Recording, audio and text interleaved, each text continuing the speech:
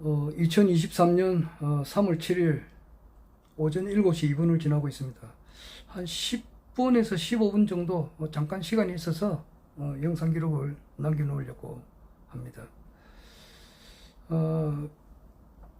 요즘 암기알기 이렇게 있는데 또 알았다고도 자꾸 잊어버리고 이제 그렇게 합니다. 그래서 아래는 며칠 전에 하늘궁 올라갈 때 버스 안에서 내가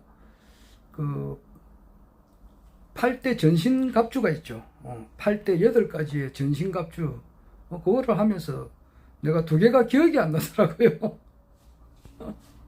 그래서 좀 창피를 당했는데, 그전에는 분명히 알았는데, 갑자기 또 기억이 안 나더라고요. 그리고 또 말을 하다 보면은, 유승민 씨가 이제 갑자기 기억이 안 나가지고 또 그런 적도 있고, 또 전에 33가지 공약을 이야기하면서 32번째가 갑자기 기억이 안 나는 거예요. 그래서 좀 창피를 당하니까 이제 그거는 이제 안 잊어버려요. 그래서 32번째는 황사혁명이고, 33번째가 이제 식수혁명이고, 31번째가 벌금혁명, 30번째가 주택혁명, 29번째가 이제 장애혁명이죠. 오늘이 7일이니까 7일은 이제 33가지 공약 중에서 제 7번째는 배당혁명이에요. 그리고 이제 17번은 화폐혁명, 27번은 장기혁명, 그렇습니다. 그래서 33가지 공약을 이제 이렇게 하다가 32번째가 갑자기 기억이 안 나서 창피를 당했는데, 이제 그 한 번 당하고 나니까 이제는 그건 안 잊어버려요. 아래 8가지의 전신갑주, 그것이 이제 100회 레벨, 그리고 이제 광채, 그리고 행운이 있단 말이에요. 행운, 광채, 100회 레벨, 그리고 이제 축복, 명패, 천사, 치유, 요 8가지인데, 이런 말을 많이 하면은 상당히 좋을 것 같아요. 늘 허경영 신인님의 말을, 신인님을 자꾸 이제 부르는 것도 엄청 좋은데, 그 8가지의 전신갑주를 이렇게 암송을 하니까 엄청 좋은 것 같습니다. 광채, 이런 거 좋잖아요. 그리고 행운 이라면은 행운이 오잖아요. 안 오겠어요? 행운, 광채, 100회, 레벨, 축복, 명패, 치유, 천사, 이 8대 전신갑주를 자꾸 이렇게 암송하는 습관도 엄청 좋은 것 같습니다. 말은 정말 중요하거든요. 말을 이렇게 좀 부정적인 말이라든지 이런 걸 하면 안 되는데, 가급적이면 이런 이제 8가지의 전신갑주를 허경영 신인님의 이제 이름을 부르는 것만큼 이렇게 중요하지 않느냐, 이 생각을 해봐요. 그리고 어차피 지금 현재 지금 국내 정세는 허경영 내 유튜브는 우리 허경영 총재님을 적극적으로 지지하시는 분들도 보고, 또 그렇지 않는 분들도 봐요. 그래서 내가 허경영 우리 신인님이라 하기도 하고, 또 허경영 총재님이라 하기도 하고 그래요. 그래서 이제 일반인들이 이제 허경영 총재님을 한 번이라도 아련하지 안 하신 분이 있거든요. 아직 많습니다. 그런 분들은 이제 긴가민가 하거든요. 긴가민가 하는 사람, 이분한테는 허경영 신인님이라면은 뭔가 받아들이기가 어렵잖아요. 그런 분한테는 이제 허경영 총재님이라 그러는데, 내가 지금 하는 것은 허경영 신인님을 아련하시고 또 적극 지지하시는 분들도 있고, 또 그렇지 않는 분들도 있으니까 좀 말을 어떨 때는 총재님이라 하기도 하고 그렇게 합니다. 신인님이라 하기도 하고 그래 합니다. 그래서 어차피 허경영 총재님께서 21대 대한민국 대통령 이 되는 방향으로 지금 국내외 정세가 흘러가고 있는 것은 확실합니다. 그거는 정확한 거예요. 그래서 그게 이제 언제쯤 될 건가 여기에 대해서는 우리가 이제 엄밀히 이제 우리가 그 관찰하고 있는 입장이죠. 총재님께서 얼마 전에 이제 그 몇 년 전에 시를 하나 써주셨는데, 백용 제천 대내우고, 축은 조소 네 백룡이고, 허인 포구 성평국이고, 필경 통일 전 세계다. 이거는 워낙 유명한 내용의 시니까, 정말 그 자본주의의 3대 원칙, 민주주의의 3대 원칙, 간디의 7대 만국론 그거 다 알았다가도 또 한두 달 안 하면 또 다 잊어버려요. 그런데 이 시는 안 잊어버립니다.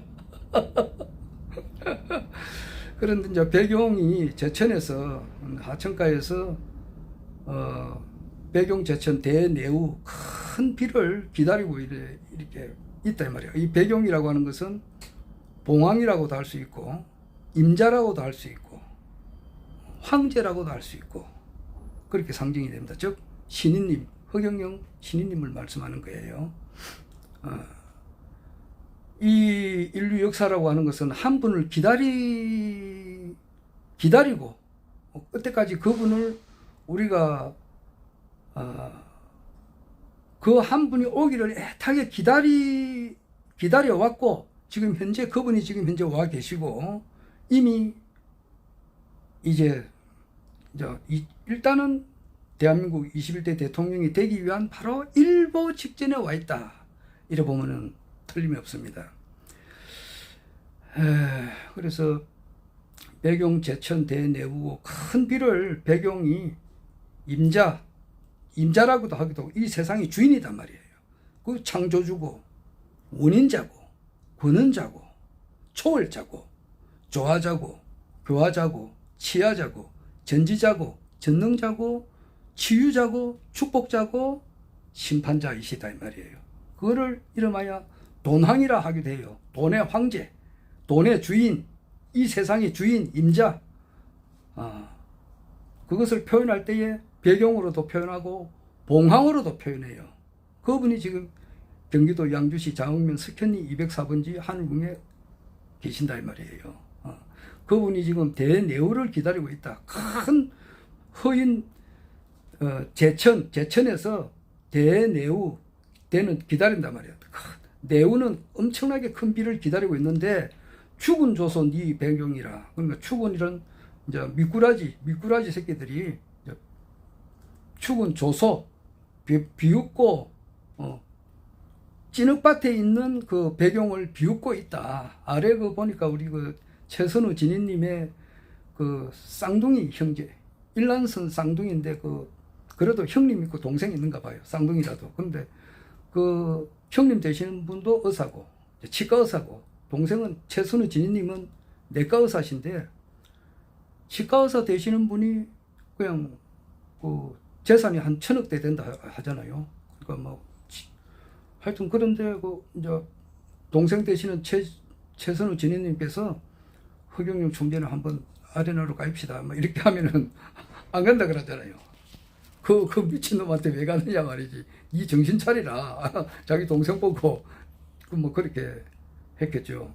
우리가 많이 듣는 이야기 아닙니까? 근데 이제 그분이 갑자기 이제 과도사로 이렇게 밤에 주무시다가 돌아가신 것 같아요. 그렇듯이 이제 비웃는단 말이에요. 비웃고 조소하고, 지금 김태영 씨라고 이분이 우리나라에서 이제 심리를, 사람 심리를 좀 제일 파악을 좀 잘하시는 그런 선생님이세요. 그런 분들도 허경영이라 그러면은 좀 허황되신 분이라 이렇게 인식하고 있잖아요. 홍준표 지금 대구광역시장도 그래요. 허경영 허황한 사람 아이가 이제 이렇게 하거든요. 거의 대부분이 그렇습니다. 거의 대부분의 정치인들 그리고 패널들도 이제 그렇게 합니다. 그러면 그렇게 하면서 심지어는 이제 비웃고 조롱하기도 하고 그렇죠. 총선에 한 사람도 당선이 안 되고 대선에 이제 계속 떨어지고 그러니까 이제 조소를 하죠. 죽은 조선 네 백령 뻘구덩이 속에 있으니까 뻘구덩이 속에 있으니까 못 알아본단 말이에요. 뻘구덩이 속이니까 이게 진흙인지 용인지 백용인지 흑용인지 뭐 이묵인지 모르는 거예요. 그러니까 이렇게 조소를 하고 비웃고 그렇게 한단 말이에요. 그런데 이제 허인 포구 성평국이야. 포구를 만나가지고 허인이 허경영 신인님께서 포구를 만나가지고 성평국을 한단 말이야. 이 세상을 평정하고 필경 통일 전 세계단 말이야. 필경에는 반드시 전 세계를 통일을 하신다. 이건데 포구가 지금 와서 생각해 보니까 지금 불로유가 아닌가 이 생각이 들어요. 불로유 그리고 후쿠시마 현에 있는 오염수를 이제 해결하는 그런 소식, 불로유 소식과 후쿠시마 오염수를 해결한다는 그런 소식이 포구가 아닌가 그런 생각이 들어요. 그런 포구, 불로유 포구, 후쿠시마 오염수를 정리했다는 그런 포구가 이렇게 막 퍼붓고 나면은 때깔이 싹 벗겨져 가지고 이분이 온 인류가 기다려왔던 바로 그분이시다 라고 하는 것을 깨닫게 되고, 그래서 필경 이제 한국이 전 세계에서 가장 살기 좋은 초인류 국가가 된다 이 말이에요. 초인류 국가가 돼서 전 세계를 이렇게 이끌어가는 선도적인 역할을 하는 그런 나라가 된다. 그래서 우리가 이제 단군 도읍 아사달 그리고 이제 블라디보스토크 하바롭스크를 이제 푸틴이 이제 그 러시아의 광대한 영토를 이렇게 빌려주기로 지금 했다는 말이 있잖아요. 그렇게 해서 또 몽고와 우리가 이제 그 32번째 보면 항사혁명에 보면은 중국 몽고와 협조하여 첨단화된 사막화 방지 뉴딜 정책으로 황사를 원천적으로 차단한다 이렇게 돼 있는데 그것도 몽고와 하겠지만 몽고와 우리가 이제 또 하나가 되는 또 그런 것도 이제 우리가 곧 하게 되고 아마 지금 엄청난 이제 이 영광이 이제 이렇게 영광의 시간이 우리 눈앞에 지금 다가와 있다 이래 보면은 됩니다. 그래서 심청이가 그 자기 신봉사의 눈을 뜨게 해주는 그런 시간대로 지금 들어서고 있고, 흥부가 놀부 그 형수님한테 주걱으로 뺨을 맞아가지고 온갖 서러움을 겪다가 제비가 준 박씨가 자라나서 검은 보화가 쏟아지듯이, 그리고 심청이가 춘향이가 이몽룡이 암행어사 급제를 해가지고 이제 찾아오듯이 이제 그런 순간이 지금 곧 다가오고 있다 이렇게 보면 됩니다. 지금 구체적으로 볼 때 지금 미국의 이 사정은 말이에요. 지금 내년이 2024년 11월 달에 그 트럼프가 어제 아래 3월 4일 날 시펙에서 그 연설을 할 때 아주 그 연설을 내가 뭐 한글로 번역된 걸 다 들었는데 훌륭하신 분이죠. 허경영 총재님과 또 만났고 또 몇 년 전에 허경영 총재님께 감사하다는 그런 그 감사장하고 그렇게 페넌트 같은 걸 보냈어요.